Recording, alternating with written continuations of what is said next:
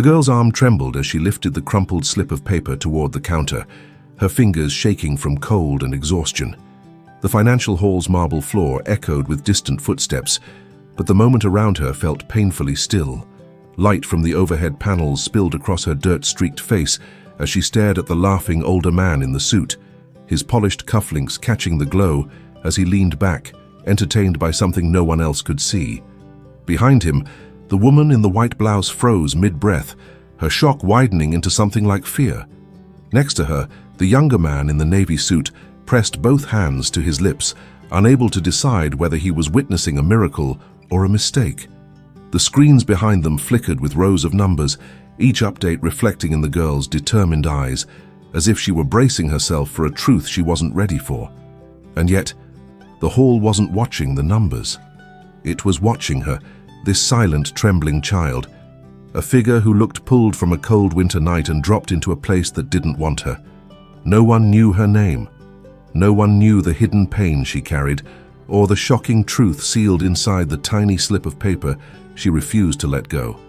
Minutes from now, what happened next would become a life-changing story none of them would ever forget. Before we begin this emotional story, tell us in the comments from which city you are watching, and don't forget to leave your like to keep following us. The morning rush in downtown Chicago moved like a river. Suits, briefcases, security badges, heels tapping across polished stone.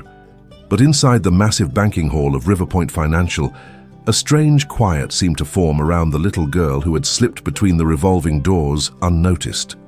Her name was Claire, though no one in the building knew that.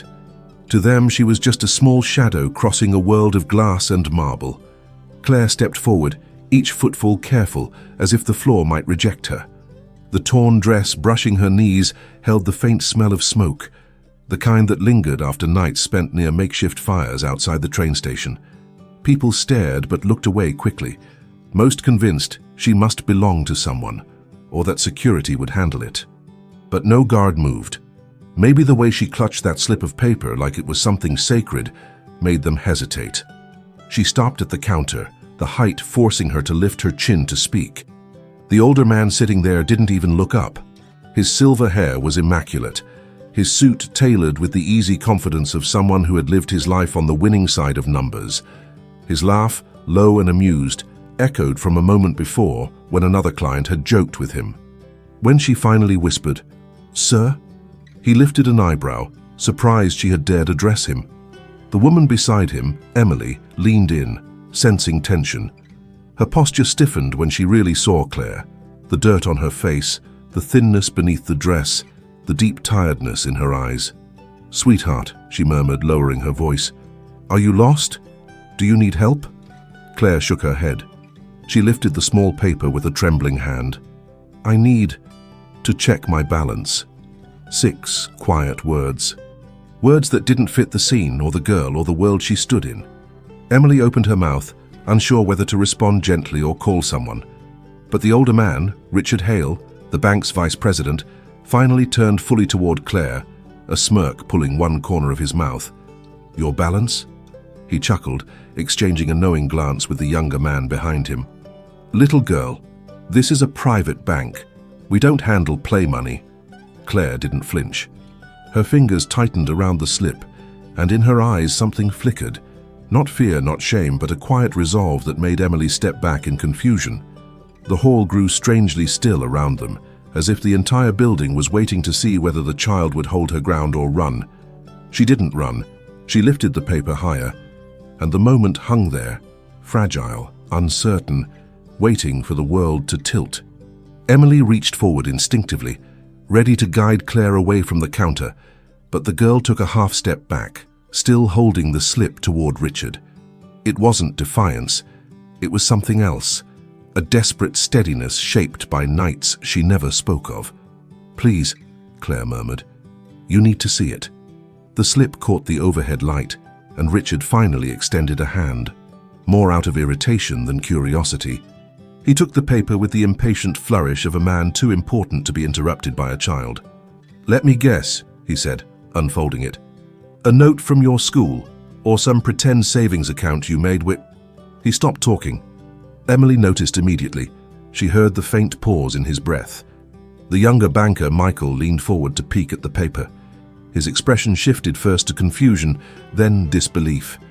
"Is that?" he whispered, unable to finish. Richard blinked twice. Then a slow laugh started in his chest, not mocking anymore, but startled and disbelieving. "No," he muttered. "This can't be right.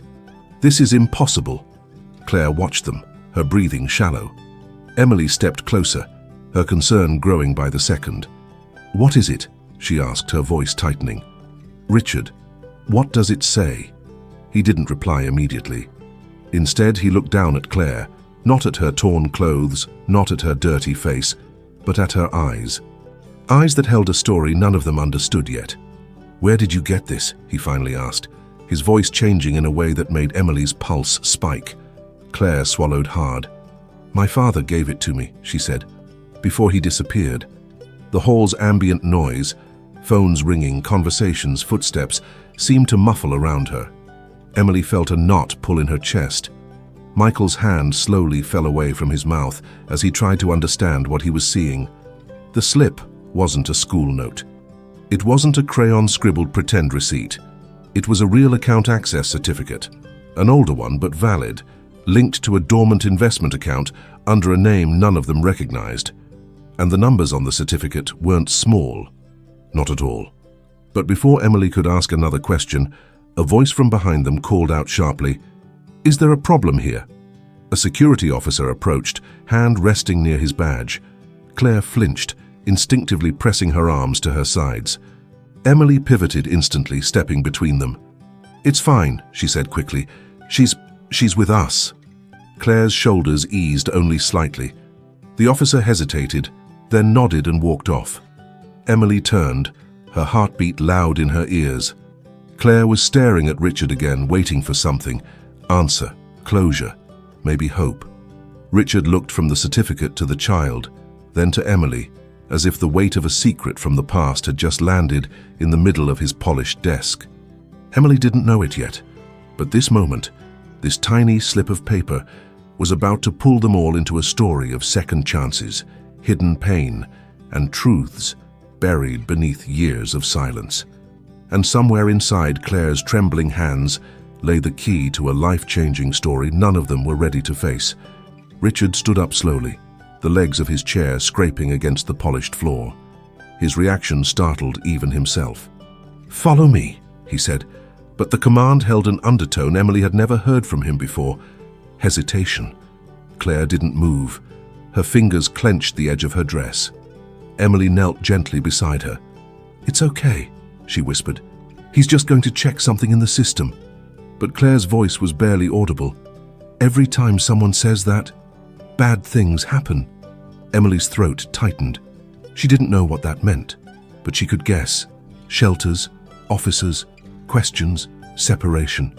The kind of hidden trauma a child shouldn't know. She placed a soft hand on Claire's arm. "Not here, not today. You came for help, right? Let's see what's on that paper." Claire nodded once, a cautious agreement. Emily stood and guided her to the back office, while Michael hurried ahead to pull up account access terminals. Richard walked slightly behind them, staring at the certificate like it was a ghost he had to confront. Inside the glass-walled office, the noise of the hall dimmed. Michael logged into the system, fingers moving quickly. "What was the name again?" he asked. Claire spoke quietly. "Lucas Bennett." Emily exchanged a look with Richard.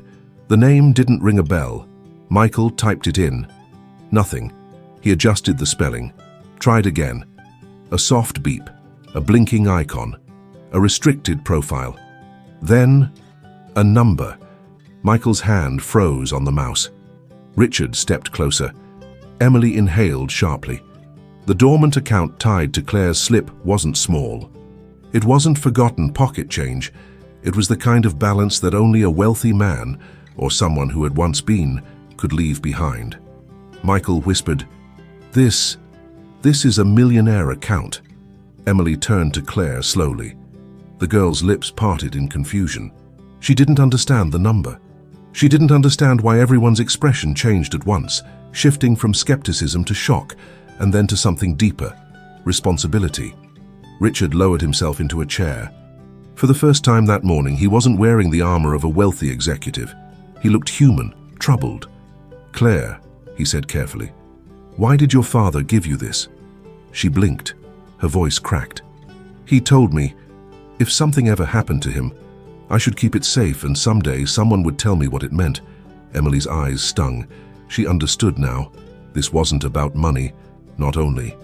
It was about a secret from the past, a shocking truth buried beneath years of disappearance, a child wandering alone through a world that had forgotten her.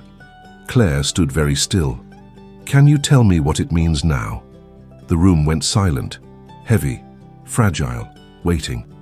And outside the glass walls, life in the bank continued, unaware that inside this small office, a story of redemption and second chances was beginning to unfold.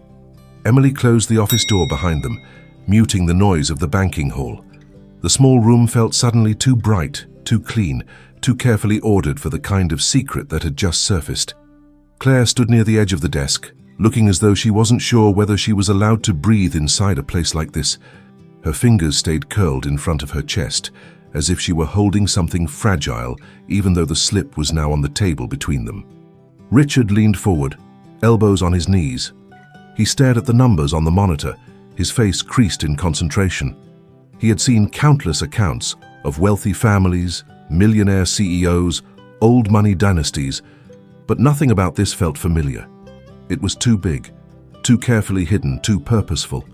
"This can't belong to someone living on the street," he whispered, mostly to himself. Emily caught the tremor in Claire's shoulders. "Hey," she said softly, kneeling beside her again. "Whatever this is, you're safe here." Claire didn't look convinced. She shifted her weight, her voice barely reaching the air. "My father said not to trust grown-ups." Emily's breath hitched. "Did he say why?" Claire stared at the carpet. "He said some people wanted what he had." Michael cleared his throat uneasily. He had pulled up the account's historical logs, quiet deposits, no withdrawals, then years of silence. "This wasn't mismanaged money," he said. "It was protected. Intentionally." Richard turned sharply. Protected from who? Before anyone could answer, the intercom outside the office crackled with noise, voices rising, faint but tense. Emily glanced toward the glass wall, noticing two security officers speaking with urgency near the customer service desks. One kept pointing in the direction of the office. Claire watched them too. She stepped back instinctively, her breath quickening. "They're looking for me," she whispered. "They always look for me." Emily felt heat rise under her skin. "Who?" she pressed. "Claire, who's looking for you?" The girl's eyes glistened, not with tears, but with something heavier, the kind of hidden pain a child shouldn't know how to hide. "I don't know their names," she said, "but they knew my dad, and they knew he had money. They said he stole it or hid it or something." Richard stood abruptly. "Emily," he said, "they can't take her. Not until we understand what's going on." But Claire shook her head. "You don't understand. If they take me, I disappear like he did." The room went still. Outside, one of the security officers began walking toward the office with purpose. And inside, 4 adults realized they were standing at the edge of a story far bigger than a bank account. The door handle rattled before anyone could react. Emily moved first, stepping in front of Claire, instinct overruling protocol. Michael stood and positioned himself near the computer screen, blocking the monitor. Richard straightened his jacket, adjusting his tie with the measured calm of a man who had negotiated with senators and billionaires, but never something like this. The door opened, and a man in a grey suit stepped inside. Not a guard, not a banker, someone else entirely. His posture was crisp, his expression neutral, but his eyes moved too quickly, scanning each face, each corner of the room, landing finally on Claire. "There you are," he said softly, almost kindly. Claire took a step back so fast she bumped into Emily's leg. Richard's voice dropped into something cold. "This is a restricted office. You can't just walk in here." The man ignored him, keeping his eyes on Claire. "You need to come with me. There are people looking for you. It's not safe for you to be here." Emily's jaw tightened. "And who exactly are you?" He flashed a badge. Not police, not child services. Something private. A security firm Emily didn't recognize. "We handle special cases," he said. "The girl is under our protection." Protection? Richard scoffed. Funny choice of word for a child who's terrified of you. The man's expression didn't change.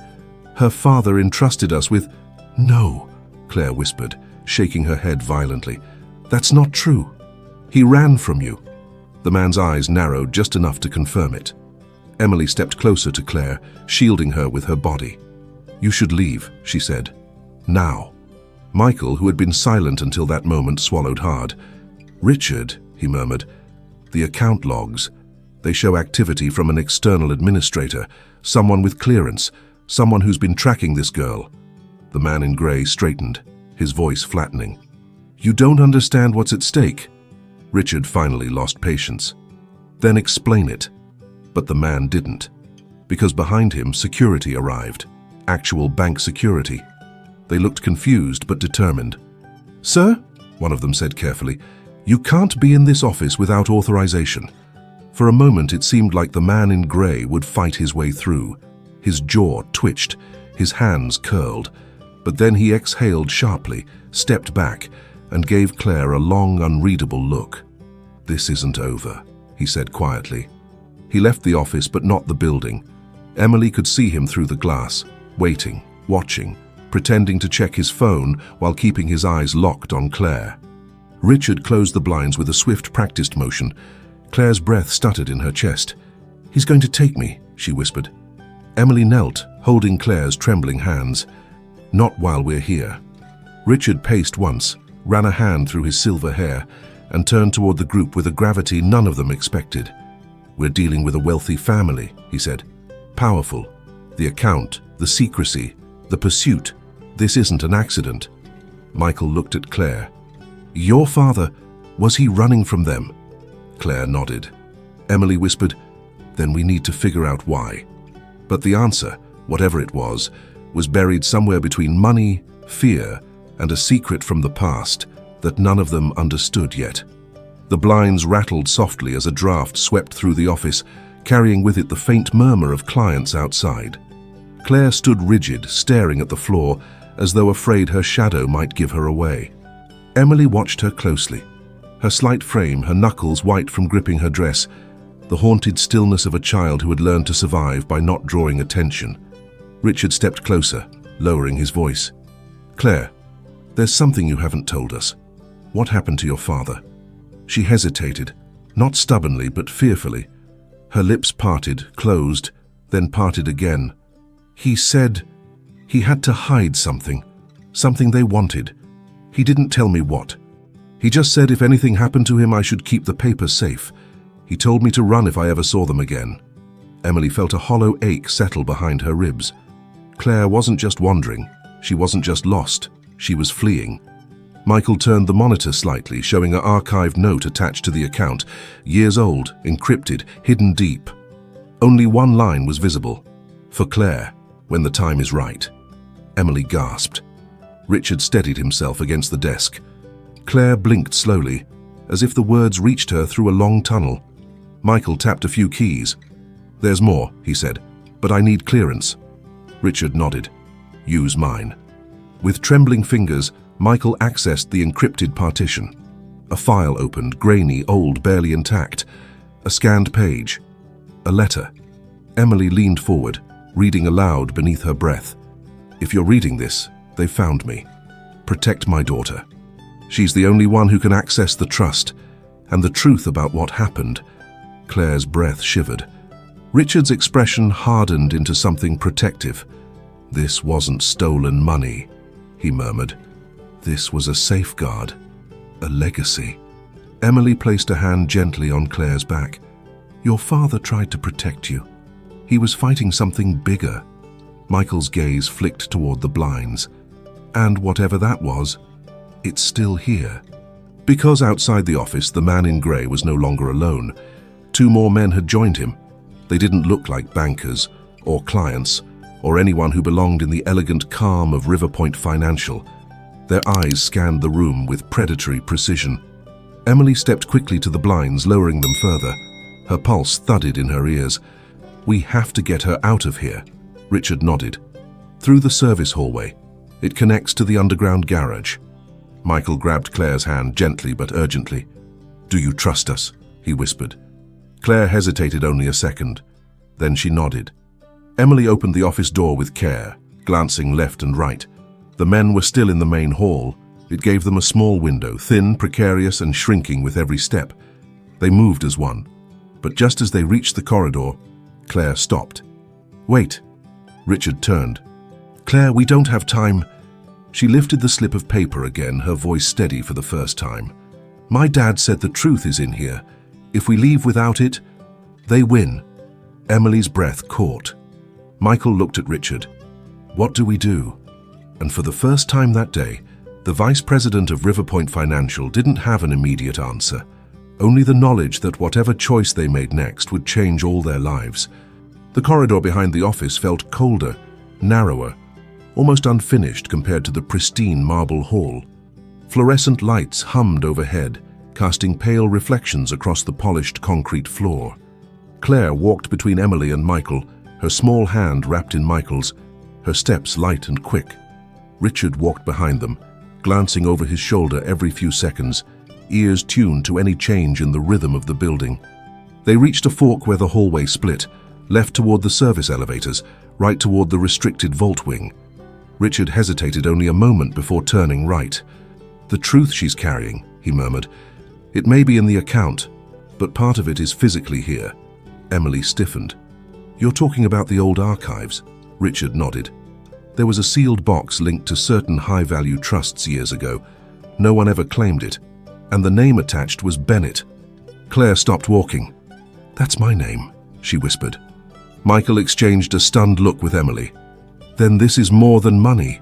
It's a legacy someone didn't want her to have." Footsteps echoed behind them, soft but gaining. Emily hissed, "We need to move." They rushed down the hallway until they reached a locked steel door. Richard swiped his MasterCard. The lock clicked. Inside, the room smelled like dust, metal, and time. Rows of safety deposit boxes lined the walls, most marked with digital locks. Richard led them toward an older section, boxes that still used physical keys. Box 1172. A small brass plate read, "L. Bennett." Claire's knees trembled. Emily steadied her. "Take a breath," she whispered. Richard opened the box. Inside was a simple envelope, yellowed, sealed, and heavy with a weight far larger than its size. He handed it to Claire. Her hands shook as she broke the seal. Inside were two items, a letter and a photograph.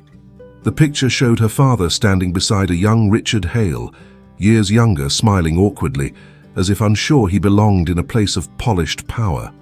Richard's breath caught. I knew him," he whispered. "He worked in our investment division, brilliant, ethical, but he left suddenly, no explanation." Claire unfolded the letter. Emily read it as Claire's eyes filled, not with fear, but grief and recognition. "If they're after you, it means they discovered the truth. I uncovered a scheme inside the firm, money being siphoned from clients, hidden behind layered trusts. I reported it, but the ones behind it were too powerful. I left to protect you. If you're reading this, Claire, they succeeded in silencing me. But this account, this trust, but it belongs to you, not to them.